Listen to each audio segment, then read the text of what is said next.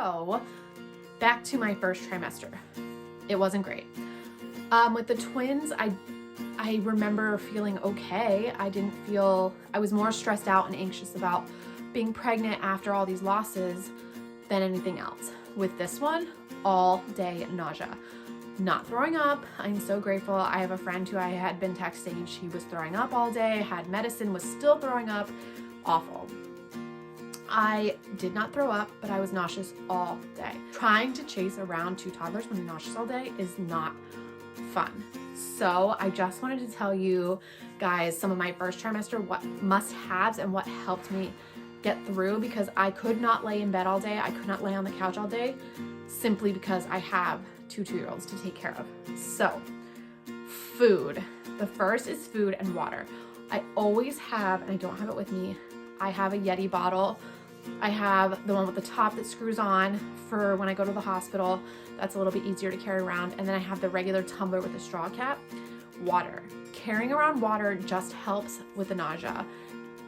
The other thing is making sure your stomach doesn't get empty, so always having snacks. Some of my favorite, these protein shakes, I get them at Sam's Club, Premier Protein. They have a lot of protein in them, not a lot of sugar, so I drank them when I had gestational diabetes. I'm not saying I stay away from the sugar now, but it doesn't have a lot of sugar. And I drink them when I first wake up in the morning, even now, kind of before breakfast. So whenever I first get up, because I have toddlers, I get up early, I'll have one of these, and then breakfast at 8:30 or 9, I'll have something else. I also like these Kind bars. These are the mini ones. I got them at Sam's Club. They have them in the big ones, but these are just a little bit of protein just to keep your stomach full. And I really like the Think bars. I like the chocolate peanut butter. I don't have any because my kids found them and found out they like them. So those I love. So keeping a snack at your bedside, water at your bedside, because I find I got really nauseous in the middle of the night, just so you can take a couple handfuls of crackers or whatever, and making sure throughout the day you have something to eat. If you stay ahead of it, it helps the nausea. So if you're super nauseous, but you stay ahead of the eating, I found it made it not as bad. And it really didn't start going away till, unfortunately, like 15 weeks. And now I feel better. I get little waves of nausea here and there if I'm super hungry, but other than that, the nausea's gone. So the other thing is peppermint oil helps with nausea. And if you follow me on Instagram, you can learn more about oils and how great they are and everything pregnancy related, what I use, etc., etc. So it's Megan R. McLean on Instagram. This was great to just inhale. I used this a lot when I was working and was pregnant with my twins. Every time you get nauseous, you inhale it and it just kind of holds it off so that you don't end up throwing up. And it's super safe to inhale. So it's a good one just to like keep in your purse or your pocket.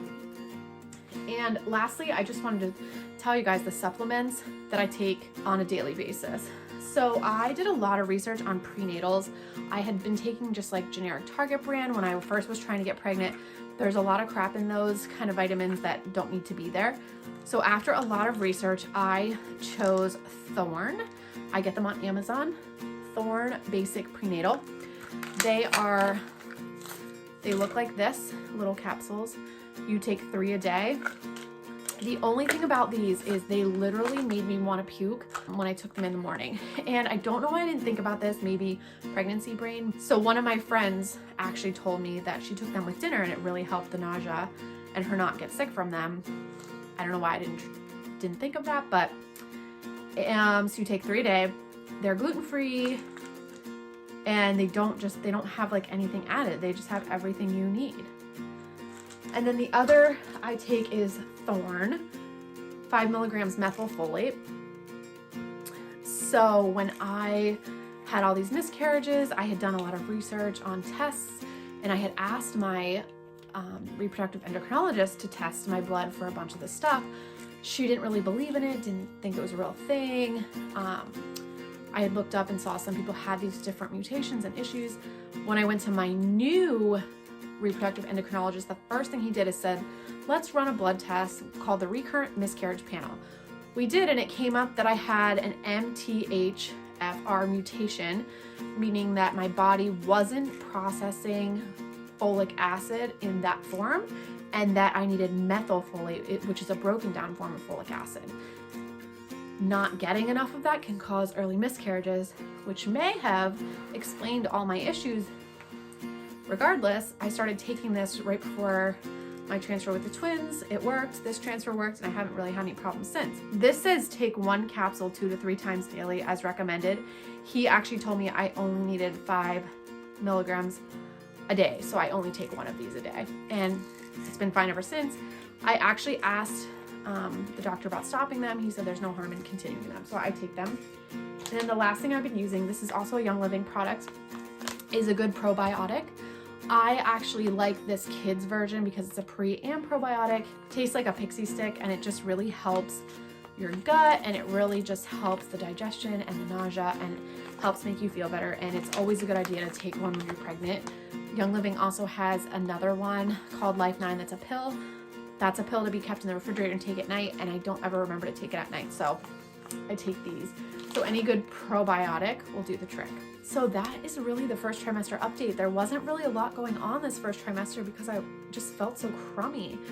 I survived. I continued to take care of my toddlers. It's definitely been rougher than the twin pregnancy in that I have 2 toddlers to take care of, but I'm expecting it not to be so rough at the end because with the twins I was just huge. I do feel like my stomach has grown faster this time, but I think it will slow down, and honestly I think it's because I'm all stretched out from twins, but I do think it will slow down.